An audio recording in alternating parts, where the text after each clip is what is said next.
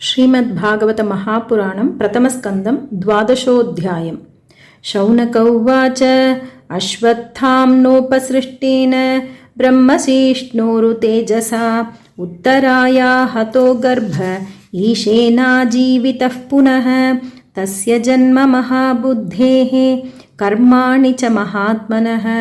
निधनं च यथैवासीत् स प्रेत्य गतवान् यथा तदिदं श्रोतुमिच्छामो गदितुं यदि मन्यसे ब्रूहि नः श्रद्दधानानां यस्य ज्ञानमदाच्छुकः। सूत उवाच अपीपलद्धर्मराजः पितृवद्रञ्जयन् प्रजाः निःस्पृहः सर्वकामेभ्यः कृष्णपादाब्जसेवया सम्पदः क्रतवो लोका महिषी भ्रातरो मही जम्बूद्वीपाधिपत्यं च यशश्च त्रिदिवं गतं किं ते कामासुरस्पार्हा मुकुन्दमनसो द्विजाः अधिजह्रुर्मुदं राज्ञः क्षुधितस्य यथेतरे मातुर्गर्भगतो वीरः स तदा भृगुनन्दन ददर्श पुरुषं कञ्चित् दह्यमानोऽस्त्रतेजसा अङ्गुष्ठमात्रम् अमलं स्फुरत्पुरटमौलिनम् अपीच्य दर्शनं श्यामं तडित्वाससमच्युतं श्रीमद्दीर्घचतुर्बाहुं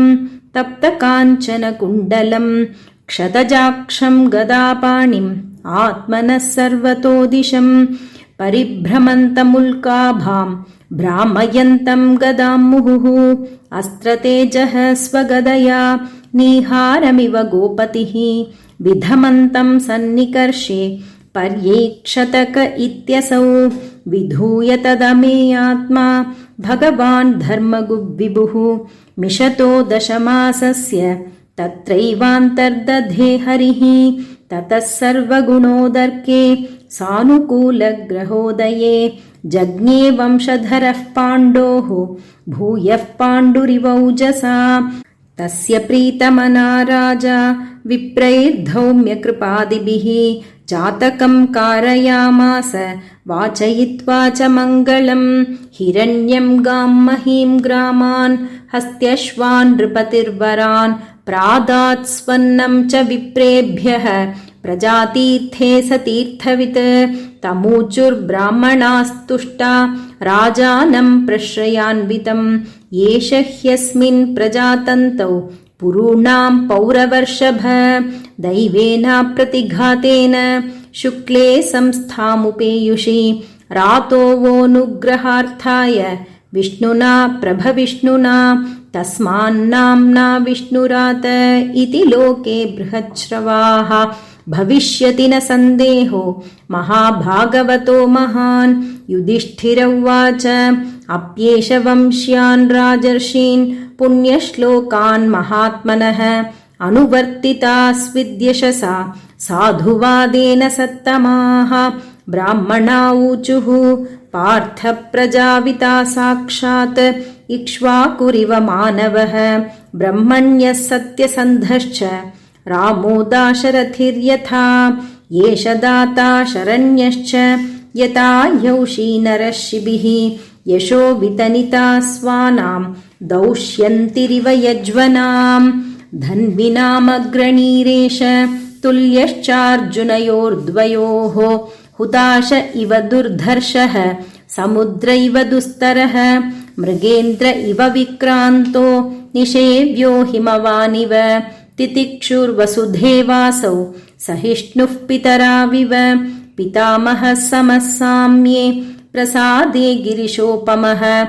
आश्रयः सर्वभूतानां यथा देवो रमाश्रयः सर्वसद्गुणमाहात्म्ये येष कृष्णमनुव्रतः रन्तिदेव इवोदारो ययातिरिव धार्मिकः धृत्या बलिसमः कृष्णे प्रह्लाद इव सद्ग्रहः आहर्तैषोऽश्वमेधानां वृद्धानां पर्युपासकः राजर्षीणां जनयिता शास्ता चोत्पथगामिनां निग्रहीता कलेरेश भुवो धर्मस्य कारणात् तक्षकादात्मनो मृत्युं